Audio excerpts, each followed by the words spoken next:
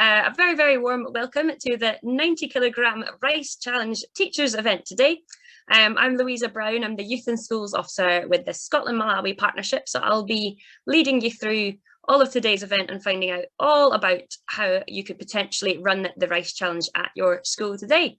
So before we get launched into anything, just a quick reminder that this session will be recorded.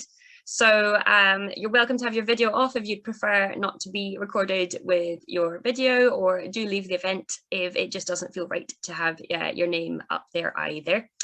But we do hope that you will stay. There is lots to get involved with, a very interactive event. Please make lots of use of the live chat today. We can start off by introducing ourselves if you would like in the live chat, just saying your name and which school or organisation you come from. And a little note that we always say at the start of SMP events is that we try to be respectful of all viewpoints and life experiences that have not been said with any sort of intent to cause harm. So it's a very interactive event, and it's basically so you can learn more about the Rice Challenge and how it positively impacts farmers in Malawi, with assistance to do things like fighting climate change and even sending a Malawian child to secondary school, which actually does cost a fair bit of money in Malawi and is a real barrier to education for so many children over there. So we're going to learn how easy it is to organise a rice challenge and how it will empower pupils to make a real difference following a trade and not aid model. So what's really special about this event is we're going to have the opportunity to speak live to our rice farmers in Malawi. And this is Kilombero rice, as far as I'm aware, and I have to say, I'm not biased, it is some of the best rice I have ever tasted. I keep sort of nicking some from the Scotland-Malawi Partnership office because it's so tasty.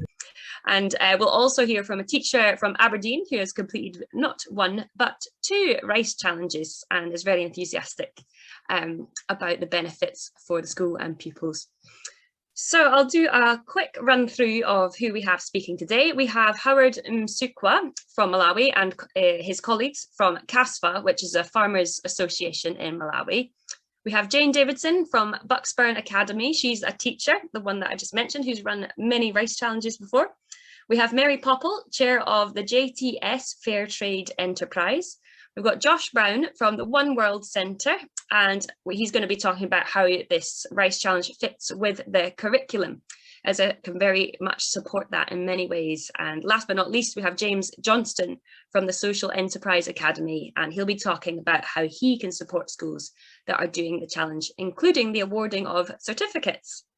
So there's going to be a big opportunity for a Q&A at the end, and I've got all the encouragement for you to ask questions through the chat all the way through the event, and these will be collected up, and depending on time we'll get as much of them in at the end, and they can be questions for anyone in the list that I've just gone through. You've also got an exciting chance to win some rice with a spin the wheel game competition at the end, which by turning up to this event you're all automatically entered for. So we're going to get started with a very short video just explaining exactly what the 90 kilogram rice challenge is. So if we can take it away with that video. The 90 kilogram rice challenge is a simple concept with a big impact. Through a combination of trading and learning, we create a link between school children in this country and in Malawi. Together we can start to build a fairer world. 90 kilos is the amount of rice a farmer in Malawi has to sell to enable one child to go to secondary school for a year. JTS is a fair trade organisation that buys rice directly from farmers' associations in Malawi and sells it to schools, churches and other groups in the UK who take part in the 90 kilogram rice challenge. The participating groups receive a comprehensive package of teaching resources, fair trade information and recipe ideas, together with 90 1-kilo bags of very tasty Kilombero rice.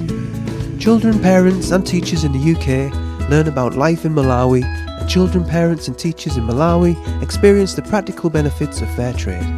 We are global citizens.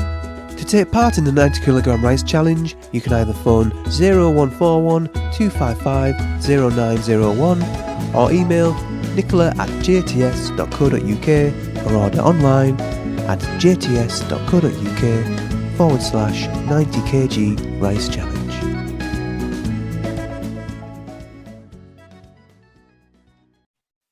Thanks for watching that short video, and you've just got a flavour of how the 90 kilogram rice challenge can fit in with your school and the curriculum and benefit everyone involved. So I'll bring up straight away our next speaker, which is the wonderful Mary Popple from JTS itself. She is the chair, and she'll tell us more in detail about what the rice challenge is all about. So over to you, Mary, on the JTS challenge.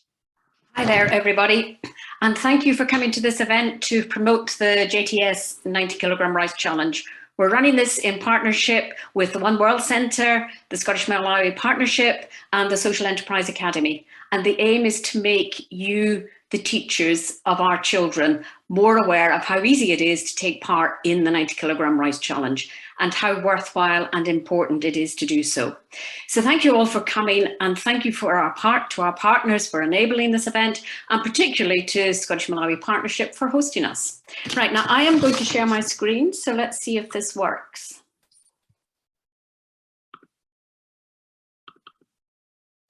Now, is that okay? Can you all see that? Any thumbs up signs? Okay. Right. So JTS is a fair trade enterprise, and we are a member of the World Fair Trade Organization. Our aim is twofold. It's to alleviate poverty sustainably in the Global South through trade, and to help educate people of all ages in this country as to what caring and cooperation with some of the poorest farmers in the world means for both them and for us. Now, by trade, I mean buying food products from our partners in the Global South, in this case from Malawi, and selling them in this country at a price that provides a sustainable living for poor farmers, some of the poorest farmers on the planet. Now more than ever, it is important, given that they live in areas that are affected by climate change and have some of the least resilience to counter what's become the most turbulent economic situation that the world has faced for a long time. Now more than ever, we need your help. And by education, I mean providing information and insights into the lives of farmers we trade with, and helping us all in the global north understand what we can do to change the world a very small step at a time, and that it really matters. So if we look and see what the challenge actually is, it's a really straightforward. It's a very straightforward example of changing the world a small step at a time. Simply a group, which is a school or a class or a year group, buys 90 kilograms of rice in 1 kilogram bags, brown rice or white rice, it's your choice, and sells these to friends, family, and your community. The pack also includes teaching materials, more of that later from Josh. The rice is grown by the smallholder farmers in northern Malawi, who you'll hear from later. And by taking part in this challenge, schools, communities, and pupils are helping support these farmers and their families in making a sustainable living. Why 90 kilograms? Well, if you heard it quickly in that video, you realize that it's about the amount of rice that a farmer needs to sell to send one child to secondary school for 1 year. So the boxes, and you will get boxes of rice, those boxes of rice that you receive when you do the challenge, they don't only hold rice, but they hold hope for the future for a family in one of the most remote parts of the world. So what's in it for schools?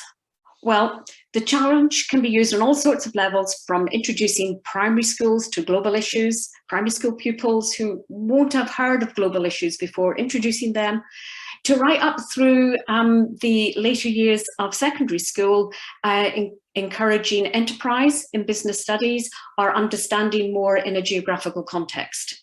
The challenge encourages an understanding of global citizenship and opportunities for others in the context of our school curriculum. And it can count towards fair trade school status and eco schools and various other things. And how it works is simply this. You order a challenge from JTS,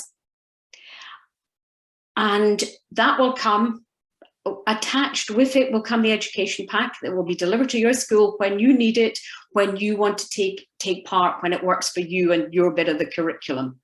Currently costs £288 to buy from our website. You sell the rice at whatever you want to sell it for. £3.20 obviously is a break even per bag. If you want to sell it for more and donate that back to JTS, what we do with that money is undertake that it is sent to Malawi to educate orphans in secondary schools, which is an unbelievable gift that you can make. And I don't have very long to speak. So finally, before the pandemic, we had done actually more than 800 challenges across UK schools, so it was significant. It all stopped at the start of the pandemic, as you'll understand. And we have looked at, well, how do we make it even more appropriate now? So as a World Fair Trade Organization member, we are committed at JTS to upholding the 10 principles of fair trade, and these include care of the environment, and they dovetail with the UN sustainability goals. COP26 highlighted the importance of the effects of climate change on the poorest and least resilient members of our global community, and we've reflected that now in the schools pack for the challenge, giving insights into the effects of climate change on the day-to-day lives of Malawian rice farmers and their families. Now, I could talk about that forever, but I'm awfully pleased that Howard, Masangwe, Victoria and Peter are going to be on the call in a little while from Malawi, because they can tell you an awful lot more than I can. But all I would say at this stage is thank you for coming. Please listen to how important this is and how it can be used in your school. Happy to answer questions later, but for right now, I'm heading you back to Louisa. Thank you all very much indeed. Thank you so much, Mary. And as Mary says, if you have any questions for her specifically, just pop them in the chat just now and we'll collate them all and get through as many as we can at the end. So as Mary said, more than 800 schools and faith groups have taken part in this challenge already. One of the most recent schools to take part was Bucksburn Academy from Aberdeen, and they didn't do just one, as mentioned, but they did 2 challenges. So they've put together a lovely little video from their S3 pupils and their teacher, Jane Davidson, explaining why they did it and what they got out of it. After the video, we'll also have Jane joining us live to answer any questions that you might have straight away. Okay, next video, please. We did the 90 kilogram rice challenge, you can too. We sold rice, a lot of it.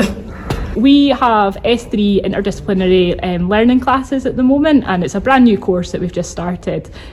We have structured this in a way where we pose a big question to the pupils, and the big question for last term was how can we use simple solutions to improve lives in developing countries? We sold 180 kilograms of rice, so 180 bags.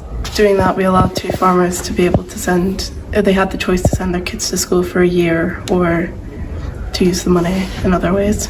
Basically, we put them into groups, we set them this challenge, and we said, what innovative ways can you use to sell your rice? We found it really, in addition to supporting the farmers in Malawi, we also found that it massively supported our pupils to get lots of teamwork, use their communication skills, and really just build up their confidence in speaking to people that they might not have spoken to before.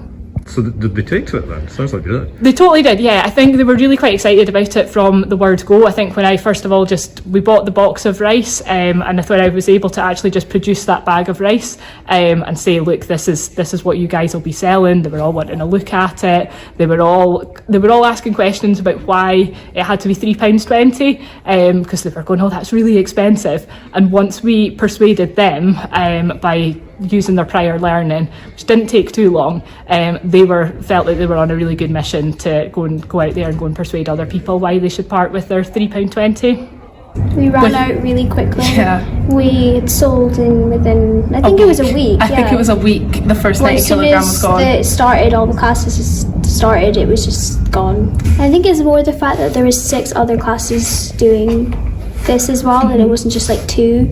There's a lot of them, so everyone had different ideas in different groups. Yeah, a lot of groups had quite unique ideas. One group took like a dice and made teachers and asked teachers to roll the dice, and if they got an even number they were able to go to school, and an odd number they didn't, and then we're like, oh, buy the rice and you'll be helping.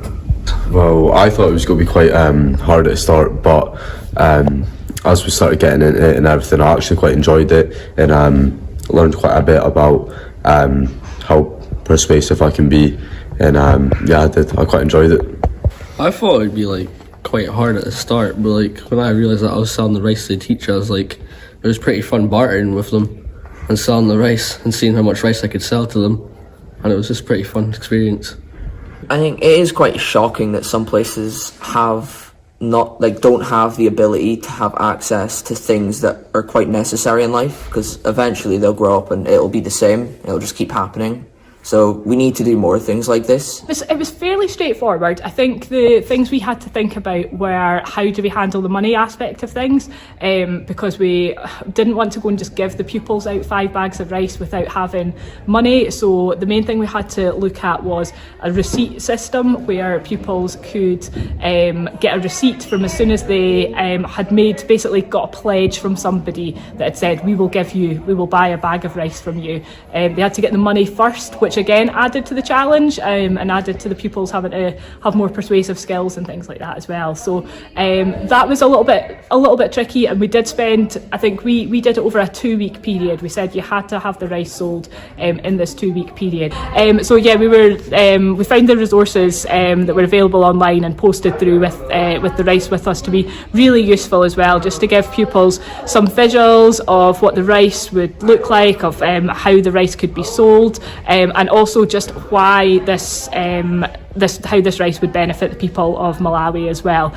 So a lot of our pupils used a lot of the techniques based on their knowledge of Malawi, and so I think the resources just helped just give them a few statistics and things like that, like that 1 in 3 children in Malawi can't afford to go to secondary school. So that gave us some really good visuals and really good resources to work on. The IDL for us is just about using skills and knowledge from across the curriculum, but yeah, using that as a framework. So it touches on so many of the different E's and O's in broad general education at the moment. Give it a try, just go for it. We were slightly nervous about it because I think the big thing was that we knew we had to pay £288, and we had the fear of what if we don't sell this rice. So we thought, right, we'll go for it, give it a try, and maybe we can sell it at the end of term fairs. But it was actually a lot easier than we thought, and I think if you engage your pupils with it, you'll sell the rice no bother, which we found out when we ended up having to buy another 90 kilograms of rice in as well. So yeah, highly recommend it. It's fantastic. Just do it, like it's a fun thing to do. Would you do it again? Yeah. Probably, yeah. Yeah.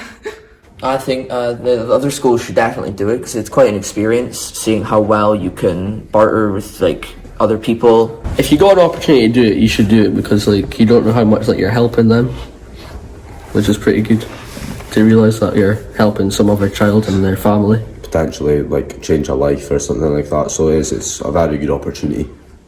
Okay, thanks so much for watching that video, and thanks to Jane Davidson and all of the pupils who were Amy, Louise, Jenna, Daniel, Harris and Reese at Bucksburn Academy. So if anyone has any questions, we do actually have Jane Davidson, the teacher featured in this video, live with us here today. So if anyone actually has some burning questions just now, please just unmute. I think we've got just a couple of minutes to see if Jane's able to answer any of your immediate questions. So I'll just leave a little bit of silence here to see if anyone wants to unmute and jump in there. I have a wee slide to share as well, if that's all right, just throughout the 2 minutes, if that's okay. Yeah, absolutely. Please go for it. Just with any, I'm not really used to Zoom actually. I better go for the screen. See. Oop, wrong page, never mind. Hopefully that's working. I think the video hopefully gave you a fairly good idea as well of how it worked at Bucksburn Academy. But I think one of the main things that I said in it was that we were really nervous before we did it because of, I guess, the sort of financial implication and what if it goes wrong. But I think most teachers know that some of the best projects that go well tend to be those with an element of risk and just not really knowing exactly how it'll go. But this one I think is definitely one to go for. I just mentioned put a few things together, saying they were our kind of 3 main worries, which I think will probably resonate with most members of the teaching community about, trying something new, trying something different.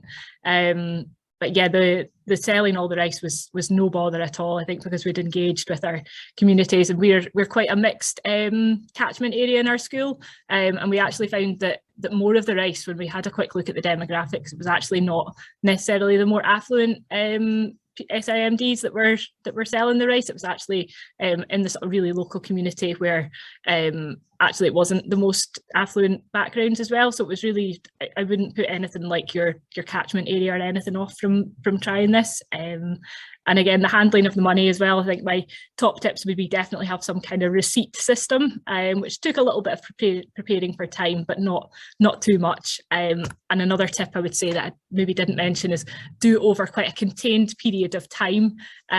So we did it over 2 weeks. I think initially we were thinking, we'll just see how long it takes us to sell them. But I think having that challenge for our pupils of how many bags of rice can you sell in 2 weeks really helped us. And we ended up spending quite a lot of lunchtimes and break times handing out bags of rice, taking in money, rushing money down to the school office and things. So it was a little bit time consuming in that time period, but totally worth it. But definitely a top tip would be just doing it over the two weeks. And I just wanted to add as well, just a big thank you to JTS for making it actually really easy for us, because when we decided and realised that we needed to order the second 90 kg batch, the service was amazing, and I think the second batch came within about 3 days of us initially saying, help, we need more rice. And I think next year we're going to do pretty much the same, but maybe allocate a certain amount of bags of rice to each group,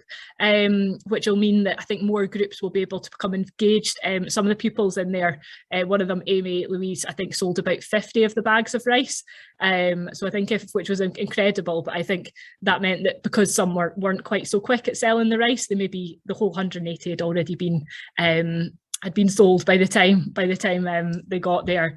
And if you can work with any partners as well, it definitely adds a bit of extra value. We had input from Aberdeen University's business department, who came and spoke to our one of the classes about marketing tips and things like that as well, which was gave really good benefits to the pupils. And we're going to do that this year, but for every single class, so that they can really see the benefits and link it to skills development as well. Thanks, Jane. That's fantastic to hear about. And I know you've just mentioned Aberdeen University came in to give a little bit of advice on marketing. Someone in the chat has asked, did you get some outside help with the education side? Not really, no. So myself and my colleague were both really passionate about global citizenship. I'd taken part in the Wood Foundation's GLP scheme. I was in Rwanda for 5 weeks in 2016. So that was kind of where a lot of my education had come from, had just been CPD with that throughout the year. So it did take, I think, because we knew we were wanting to have a global citizenship theme for that term, I had quite a bit of prior knowledge, but there's so many good resources out there for global citizenship. I know I saw that there was the One World Centres, and we've got MDEC up in Aberdeen as well. So there's so many resources out there for you to just, I guess, pick and choose what works, I guess, for your curriculum. Excellent. Thank you so much, Jane. We've got so much information from you, so thank you for your part in today's event. And I know you've got to run off exactly now, in fact. So thank you so much. It's been really inspiring to hear how you've made all of that work.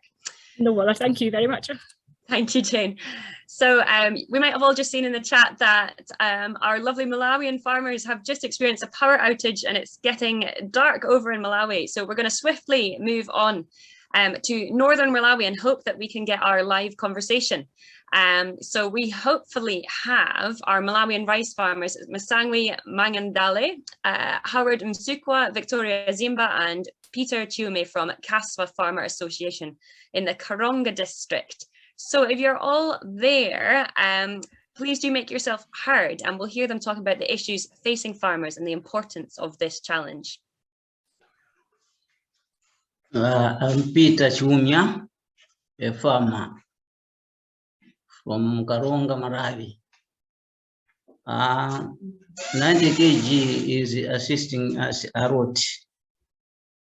As we are talking about 63 students have been benefited, 34 male, 29 females, and others 11 are in university. Others have benefited from doing some manual works. Yeah, so 90 kg is assisting us a lot.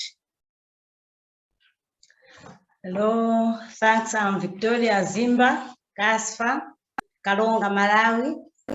90 kg are good for us because we have 63 pupils who benefited with it, and they sending from secondary school universities that we have the challenges of 90 kgs because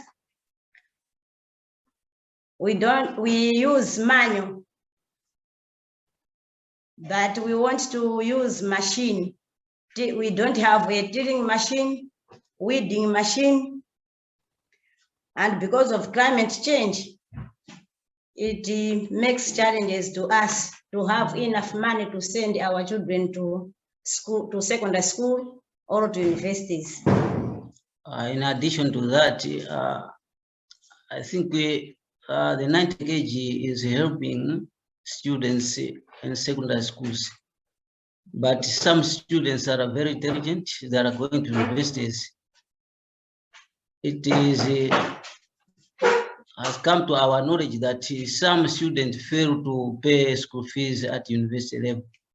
So we think 90 kg, if it can also help those students who go to university to pay fees for them, that can assist a lot. As my friend has said, climate change is also affecting us so much, so that other years we produce low production of rice. So it needs to improve our method of farming, mainly using modern materials, as he has said, my friend. So 90 kilogram is assisting Malawi, student of Malawi, the orphans and the vulnerable ones. As we are talking now, we have about one student who is at the secondary school. So we're sending a small number of children because the funds are going low. So I think we request that if the funds can be increased, our aim is to send many children to secondary school so that they should benefit, because there are many around us who they need that help. On top of that, if we can have enough market, it also can assist us to have enough money to send our children to secondary school. But because of lack of market, we don't have enough money. So we beg that sometimes we can have enough market. I think 90 kilograms is assisting us. This project should not cease, should go on assisting us, and we beg you to please search us for more consumers, so that if the more people buy rice from you, we are sure that we are going to be assisted. Our children will be able to go to secondary school and do their education.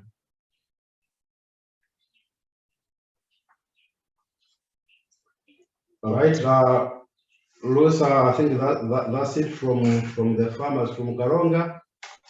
You can take it over now. Thank you so much from all your colleagues in CAFSA in Northern Malawi, Karunga. It is incredibly special always to have a live beam direct from Malawi to our Scottish events. I get surprised every time, and we've been running these events all through lockdown. And it's quite moving, especially to hear that as the pandemic hit, obviously these rice challenges have been so much harder to run. So it means even more now if we can kickstart again these rice challenges in our schools and do our best to sort of make up for the time also that we have lost. You can hear what a difference it makes to them, and with the changes that climate change brings about, it means so much more to be able to engage with modern equipment and technology to be able to produce crops as predictably as possible. We're going to move forward quite swiftly because I know that over in CASFA they have limited light and internet.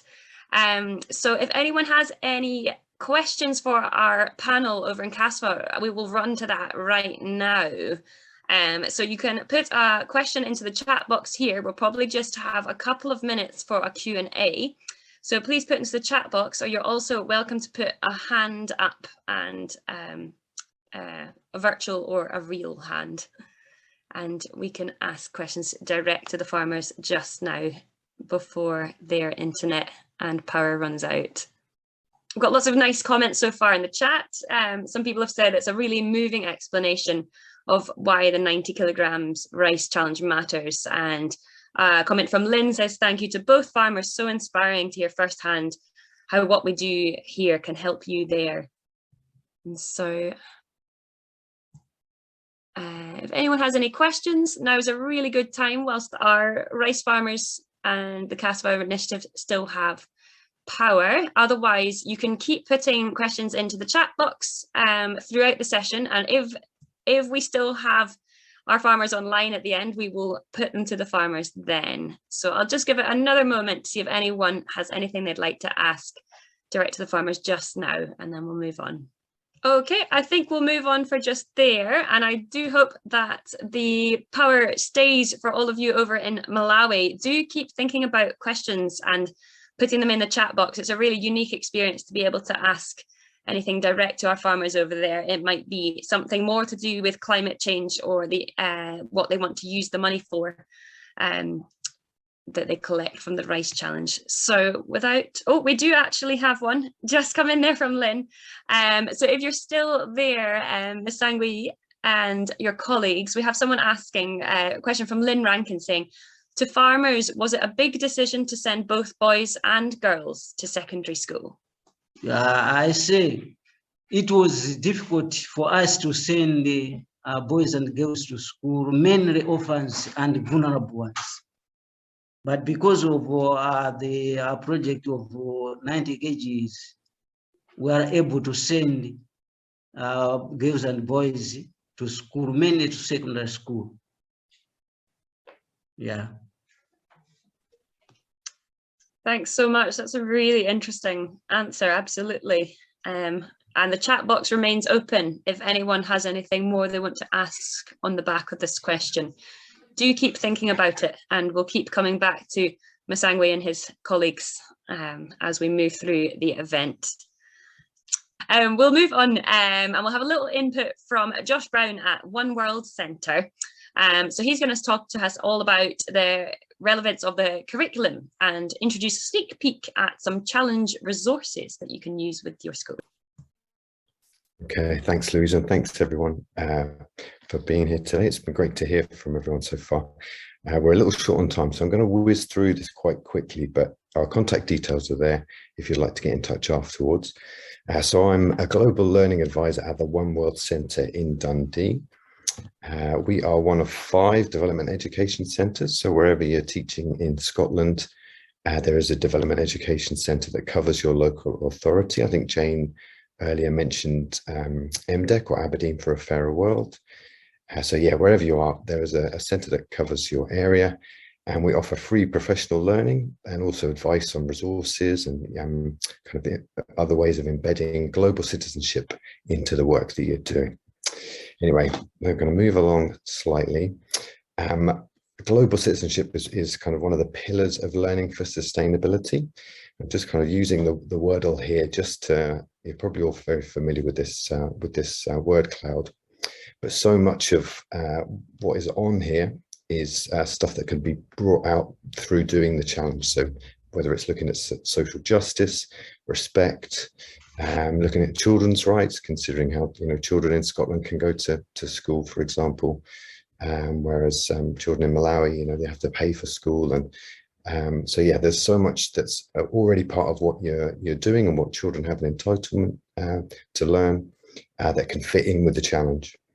So I'm going to move on to just kind of say also how so much of that also connects with the Sustainable Development Goals, which I'm sure lots of you have used in your classrooms. And there's really nice pertinent connections with the UNCRC, as well as the 10 principles of fair trade. So there's lots and lots of overlap. So whether you've never come across these before, or whether you've kind of used some of them, there's lots of ways that you can make nice connections to LFS, to global citizenship, and then in between all these different areas. So whether it's looking at climate change and the impact of climate change, or gender equality, the right to education, there's so many different ways in, and doing the challenge and looking at the activities in the pack can really help to make connections to all of these things.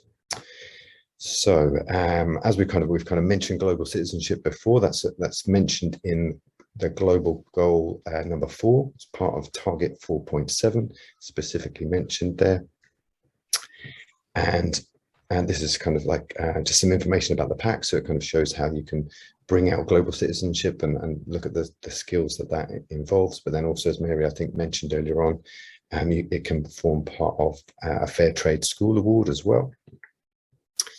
And here are just a few photos from the pack. So the pack is full of photos and then videos and interviews with farmers and people in Malawi. And one of the really important things we often talk about when we're talking about global citizenship and talking to young people is how to go beyond stereotypes and help young people to understand that people in Africa and in Malawi, they have very varied experiences. So it's really important that we help people to understand and go beyond the stereotypes. So the photos in the pack and the various activities and lesson plans that are in the pack help you to explore that and to really kind of lift it off the page so that young people begin to broaden their understanding of the world and hear different perspectives, which otherwise they might not come across it. So it's really good in that way. And then also it's really handy for you to use straight away. It's something that connects nicely to the E's and O's. There's lots of activities in there, things that if you've come to any of our sessions, you might have seen before. So things like an issue tree, why chain, which is a fantastic way, particularly with older learners, of really getting to the crux of why an issue is as it is, and really keep encouraging that questioning. And then there's lots of other activities in there as well to kind of look at the cause and the effects. Some really, really nice ways. And as I said, all connected to E's and O's. So for all different levels, whether you're in primary or secondary, there's lots of different ways that you can benefit from the pack. And all of that kind of fits within this planning framework for global citizenship, which puts participatory learning at the heart of it. So I'm not going to talk you through all the elements of that, but the gist of that is to make sure that young people's voices are heard, they're able to take action, and they're understanding different viewpoints and making all the connections between what's happening locally and globally as well. And the challenge and the activities that come with it are a really, really useful way of doing that, whether it's through numeracy, literacy, all sorts of different ways. So you can make lots of nice connections with everything that you're already doing, or to help you develop things further. So I'm just going to do a very, very, very quick shameless plug to say that we've got some sessions coming up over the next few weeks. Your local DC will have sessions every single year, every academic term. So feel free to get in touch with us if you'd like to find out more about how we can help you to take some of these things further. And I encourage you to take on one of the challenges and to find out more about how it can help you and your learners. Right, I think I'm going to hand back to Louisa now. Thank you very much. Thanks so much, Josh. That's really inspiring to hear how this is a perfect fit for every school's curriculum, and there's so many ways that can be bedded in which whatever you're focusing on just now, it's so complementary. So we'll move on quickly. I've been saying that a lot this event, but we've got a lot to pack in. There's a lot going on, and not to forget that we still have our spin the wheel competition at the end, where you could, we'll have 3 winners of some bags of rice at the end, and we still have hopefully a Q&A to come with any remaining questions for our rice farmers in Malawi. So next up we have the lovely James from Social Enterprise Academy. The 90 kilogram rice challenge is usually run as a social enterprise activity. So they've kindly offered to support schools who wish to take part, and we're delighted that James is here to tell us a little bit more, and including about certificates that participants can receive at the end. So in keeping with the theme of being really quick, I'll try and keep this under a minute. My name's James from the Social Enterprise Academy, but before I worked for the Social Enterprise Academy, I had the incredible joy to work for JTS and be involved in seeing lots of schools take on the 90 kilogram rice challenge. I still remember working with Lynn from Kyle Academy years ago, and then had the great opportunity to see Lynn take part in our Dragon's Den this year for Social Enterprise, where she was able to tell everybody about our fantastic Fair Trade Cafe. So if you're a school that's taking part in the 90 kilogram rice challenge, it's something that your young people are passionate about or care about, then you'll be eligible for a Social Enterprise and Education Award. You'll be able to come out, you get certificates for your young people, you get a little bit of recognition for your school. And because our programme is fully funded by the Scottish Government, we'd be happy to send a social entrepreneur into your school. They'd be able to deliver a workshop, giving a little bit of background on social enterprise, and helping your young people come up with some fun and interactive ways that they'd be able to sell the rice. I'll stick my little email address into the chat box, but if you've got any quick questions, or if there's anything that we can do to help support you take the 90 kilogram rice challenge forward, or to make it a little bit easier, we'd be happy to help. Thanks. Thanks so much, James. So it's kind of obvious by this point in the event, there are so many organisations ready here to support you in your challenge. There's James's email there in the chat, and everyone who's spoken today is ready with resources, workshops, support, absolutely anything that you could need to help your school run this challenge. And we've only just heard from direct from the Malawian rice farmers how meaningful this challenge is if you are able to run it with your school. So I'm going to keep encouraging people to think of questions for our rice farmers. We still have them online, which we're very lucky for. So if anyone does have any questions, please do raise a hand or put it in the chat, and we get to hear from them directly. It might just be something more about what's life like over there, what's the effects of climate change that you've already experienced and in your own fields. What exactly is the sort of equipment that you're seeking to buy to keep up with climate change? What has been the effect and the difference already? I see we've got one question in the chat already. So this is from David. How are the rains and the harvest going this year already? How are the rains and the harvest going? This year the rains were not good, but at the end, it was falling at a good rate. So the crops like rice is there. We have Grombero and is ready now. We're harvesting now. So we are ready to sell. And the market we start at 1st June is when we start selling that Grombero rice. And as you have said that the first that question of girls and boys, I think as CASPA, we are promoting gender, very much promoting gender. As our culture was not allowing girls to go to school. But as that project comes, 90 kg has assisted us to send more girls to school. As well as in our association CASPA, it is we have many women than men, as our legislation is. So we are promoting gender very much. Thank you. That's super interesting to hear about the gender equality that's improving your side, Miss Angley, as well. That's fantastic. And I'm glad that the rains have finally come and that you'll be able to trade rice very soon. It's definitely music to my ears. If there's any more questions, do keep them coming. It's sometimes hard to think of something, but it's quite a unique opportunity and we do have a little bit of time. We have a question from Mary here. How did the pandemic affect the rice farmer community in Karunga? COVID, that pandemic brought us down in our production due to financial problem. Yes, it's been a trying time and it's been really devastating to see the effect it's been having on our trade with Malawi, especially. And are there less rice farmers now? Is there people that have had to give up the profession, or how has it changed styles of working?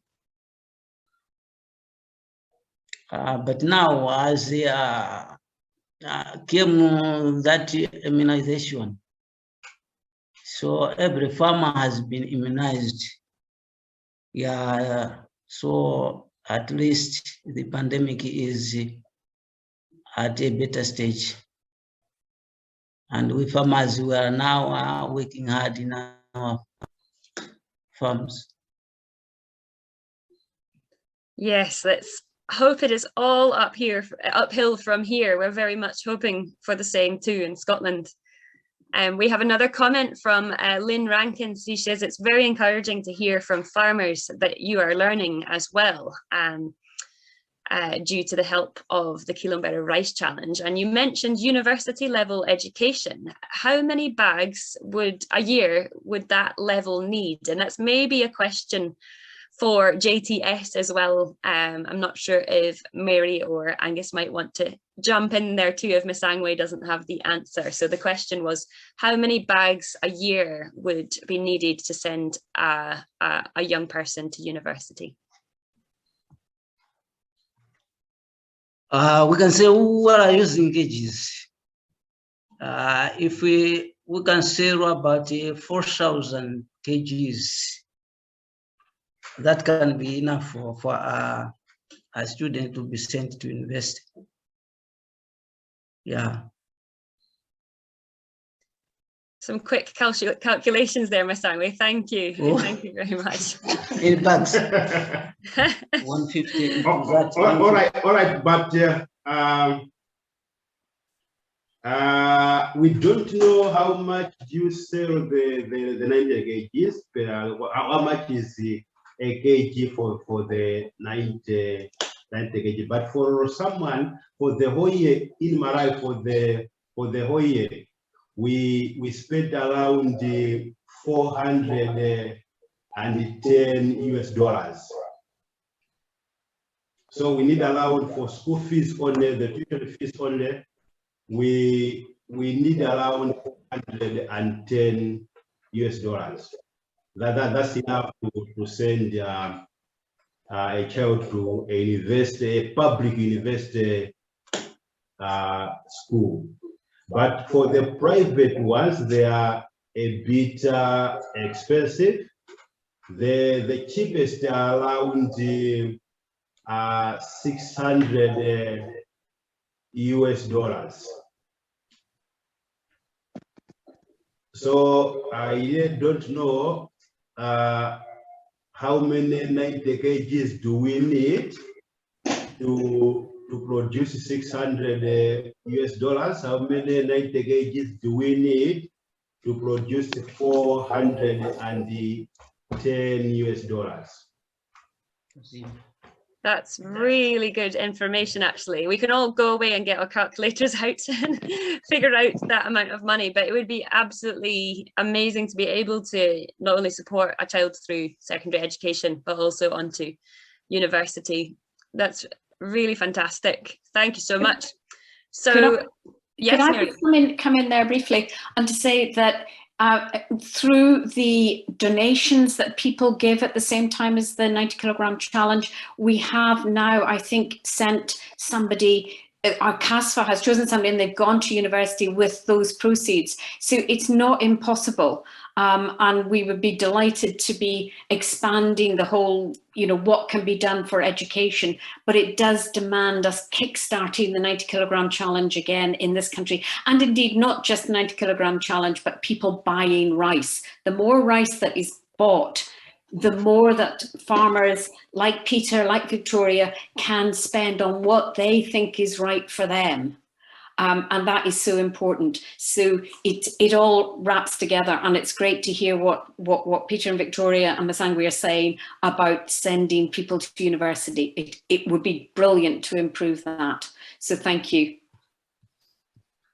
Thanks so much. It's been a really fascinating conversation, and it's been such a privilege. I'm always so pleased when our live link works with Malawi directly. It makes such a difference to hear authentic voices from the people we are trying to connect with directly. So again, I cannot emphasize how tasty this rice is, and I'm not just trying to do a sales pitch. I've been completely converted and addicted, and if the rains ruin any crops in the future, I'll be left hanging. So this is definitely a really good thing to get involved with. And we want to get as many people as possible into that sort of love for Kilombero rice as well as possible, and not just doing this. It's a great cause, but also we get a great outcome for ourselves as well.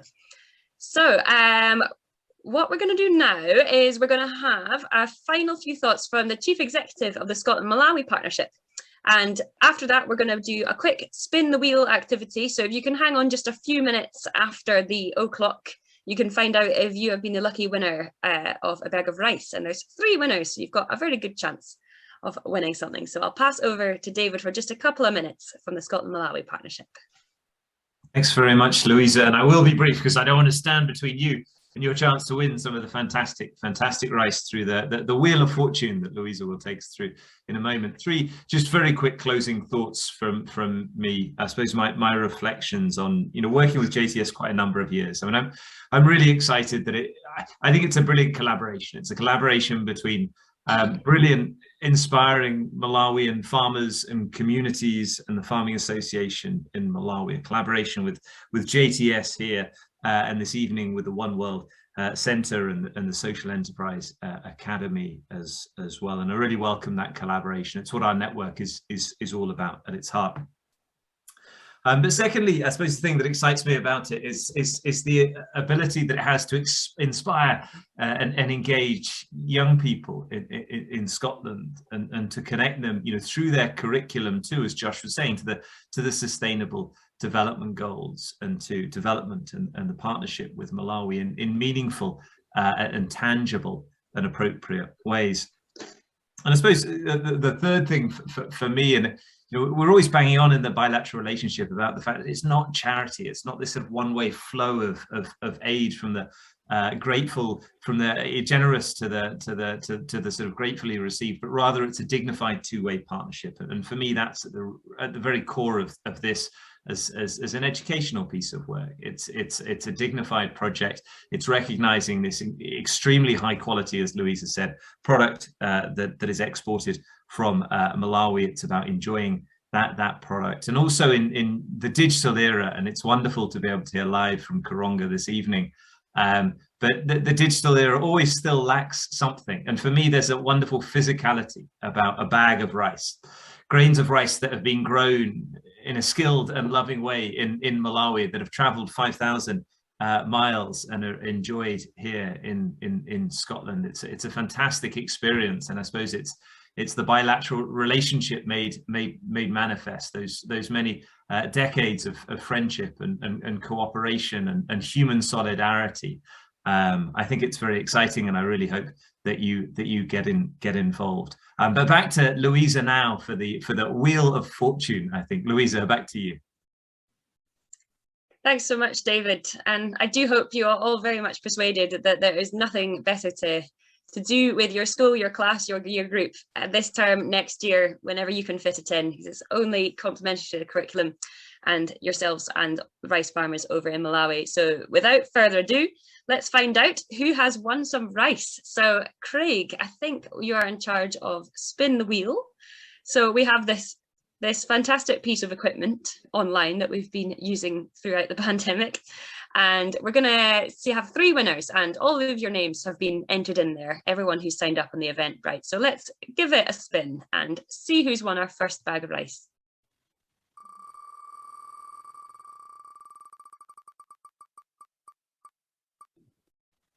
Oh, and it goes to Sandra Burt. Oh, there you go. A little round of applause there, Sandra. Fantastic. So we've got your email address in your booking, so we'll get in contact with you about how to send your rice to you. Right, let's spin the wheel for our second winner.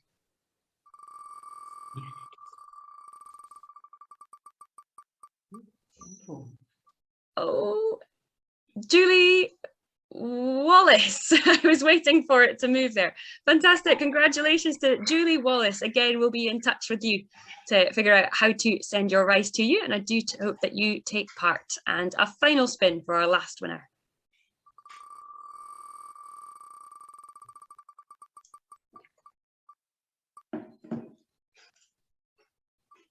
Oh, I think it has just landed on Tina Sinclair. Fantastic. Won by a hairbreadth there, Tina. So again, we'll be in touch.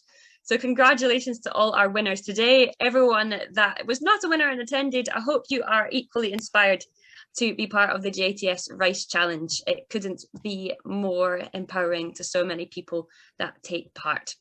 So what do you do now if you want to take part? What you can do is you can go to the JTS website, which has been helpfully linked there in the chat box. You can click it now and open that tab for when you leave this meeting. But I want to thank you so much for coming along today. I know it's a really big chunk out of your very, very tiring and long teaching days, but I really hope that this will create some really fun activities and events for your school that will have a really big benefit for the wider world. So a great big thanks to everyone for taking part, and especially for JTS for making this happen, One World Centre for inputting about the curriculum relevance, Social Enterprise Academy.